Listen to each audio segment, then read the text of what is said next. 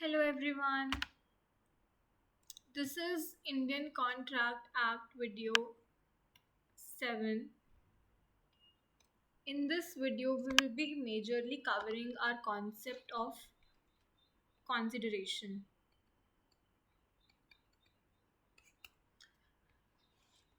Okay, so I hope you know where we had left. We had basically covered all those factors which make a contract voidable. We had covered undue influence, we had covered coercion, mistake, basically fraud also we had covered. So I hope you have revised it, watched that video first before beginning with this. Is very very completely different video. You can watch this video, like this is a standalone different video. Okay, let's start with consideration. The basic premise, as I discussed in the initial classes also, if you have watched the initial classes, you know, in the initial classes we had majorly covered that consideration is one of the essentials for a valid contract. An agreement, when it agreement also has proper consideration, lawful object, and legal enforcement, then it become a contract. Consideration is essential. If the consideration is not present, we cannot call that agreement to be a contract. The contract will be held void. Void means nullity if consideration is that important. Consideration is based upon quid pro quo. Quid pro quo is something for something,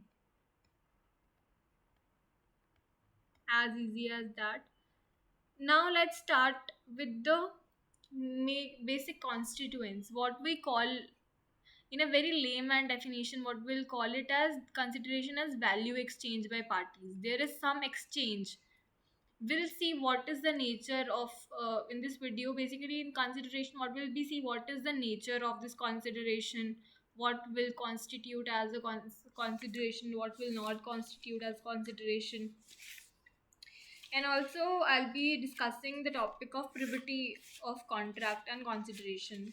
Privity of contract is very related to consideration, so we'll work on that also. And then we'll cover essentials. What makes a legal consideration?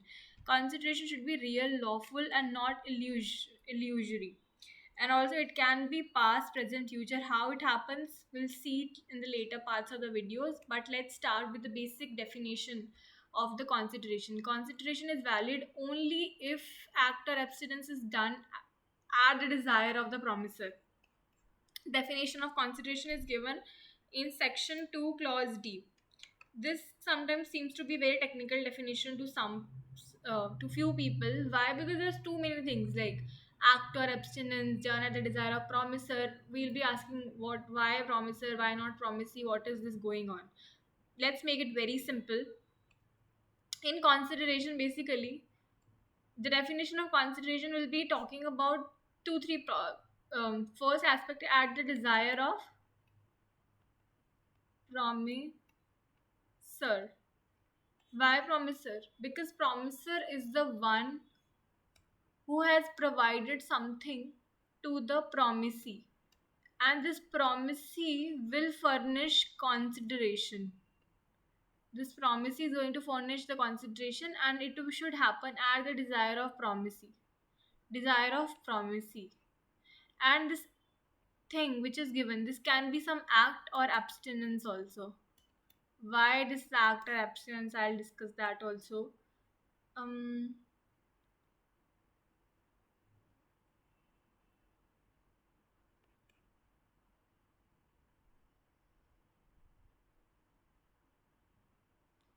if an act is voluntarily or done at the request of someone else, not the promisor, it is not a valid consideration.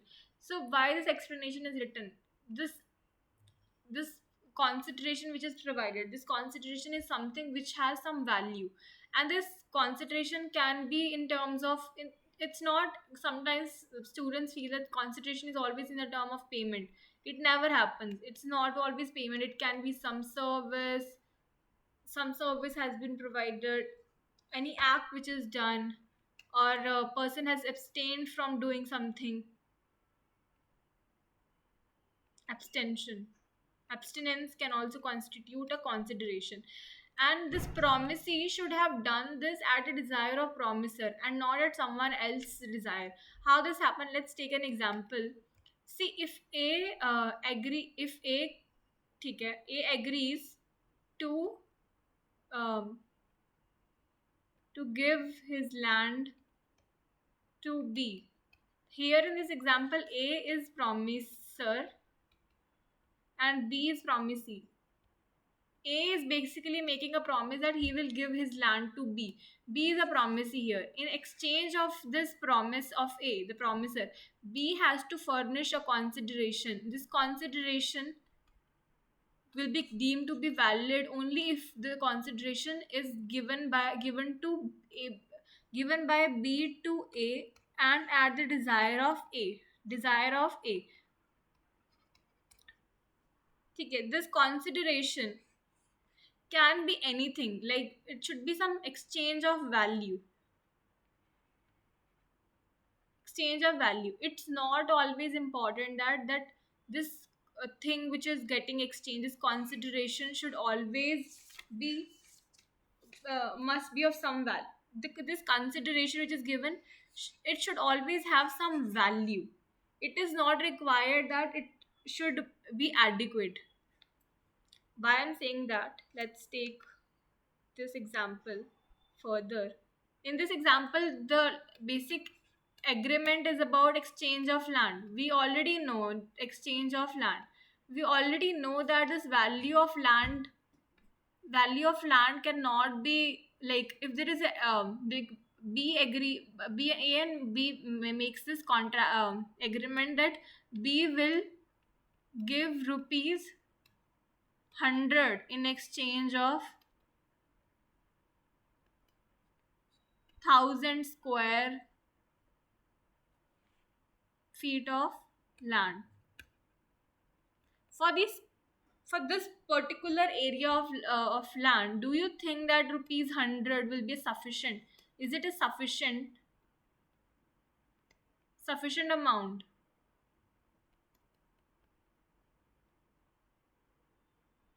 This is not a sufficient amount, but is rupees 10 has a value? Do rupees, what the question needs to be asked, do rupees 10 has value? Yes, it has value. So rupees 10 can also become a consideration.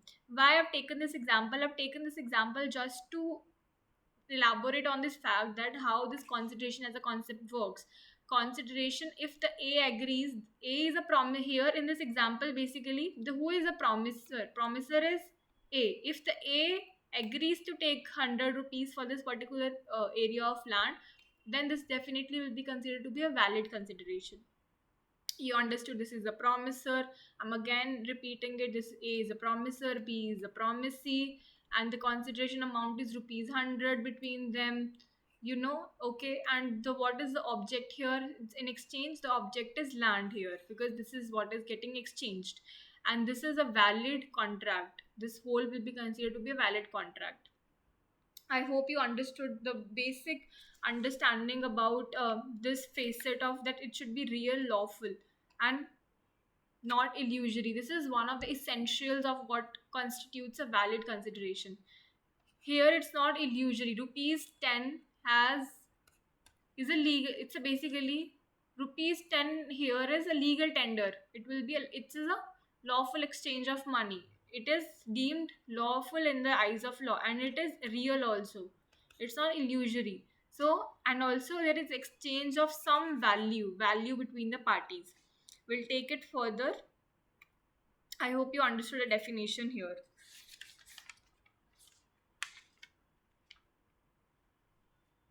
Let's take example here. Its example also given. It's just same. A paints B's house without B's request and demands payment. B is not liable. There is no desire or request from B. This example is giving us that what is not a consideration. Here, what is happening is, if A, what is given, A paints B's house without B's request. Here, A is painting B's house. A paints B's house. And then A is demanding consideration, payment. He's demanding some payment from him. Demands payment. B is not liable. B will not be held liable. Here, B will never be held liable because this act was not done at the desire of B.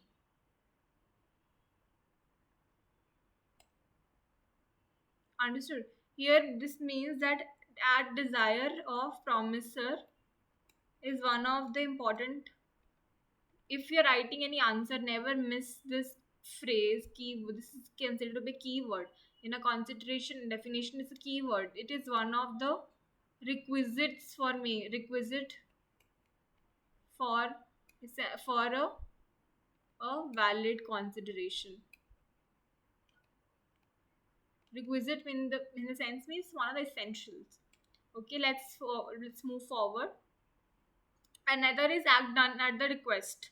If act, forbearance, or promise must be performed at the request, express or implied, of the promisor, not voluntarily or at the third party's instance.